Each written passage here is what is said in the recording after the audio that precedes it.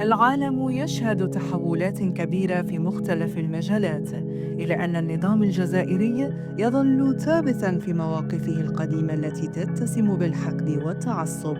هذا النظام بقيادته يبدو مصمماً على الحفاظ على سياسة الكراهية تجاه المغرب، متجاهلاً التغيرات الإيجابية التي تحدث في باقي العالم. فبدلاً من البحث عن حلول سلمية وفتح قنوات للتعاون، يواصل هذا النظام نشر السموم السياسية والإعلامية التي تؤجج الصراع وتعزز الانقسام. العقلية التي تقود هذه السياسات لا ترى أبعد من حدودها الضيقة، مما يثبت أن هذا النظام لم ولن يتعلم من أخطائه، بل يصر على البقاء في دائرة من العداء التي تعوق أي تقدم أو مصالحة في المنطقة.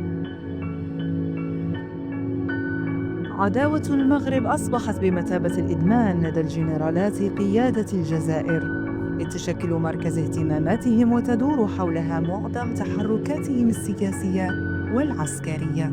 هذه العداوة تجد طريقها في كل مجال، من التسلح إلى الدبلوماسية مرورا بالحدود ووصولا إلى الرياضة، خاصة كرة القدم. ومع كل خطوة تتفوق المنافع الشخصية والضيقة على منفعة العامة للجزائر، مما يعمق الأزمة الداخلية. في واقع الحال، هذا التضارب في المصالح الفردية لا يقتصر على المستوى السياسي فقط، بل ينخر أيضاً في نسيج القيادة نفسها، حيث يتجلى التدافع بين مختلف الأطراف المتسارعة داخل النظام.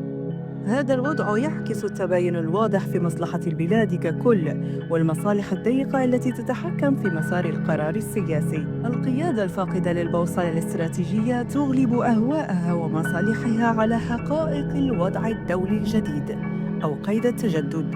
ومن ملامحه ومعطياته أن المغرب فيه قوة فاعلة اقتصادياً وأمنياً عربياً وإفريقياً وأوروبياً. وها هي اليوم تلك الحركة الانفصالية عبء ثقيل الحمل على القيادة الجزائرية لوحدها، وتلك القيادة منشغلة بذاتها وتقلباتها وأوجاعها عن تلك الحركة، والعالم منشغل بتحولاته عن توسلات جنرالات الجزائر. ولا يبقى لأولئك غير ملاعب كرة القدم يحملونها أوهامهم، ويفتعلون فيها منجزات محدودة المفعول، ومعارك الانتصارات فيها غير قابلة للتحول من الملاعب إلى الألاعيب.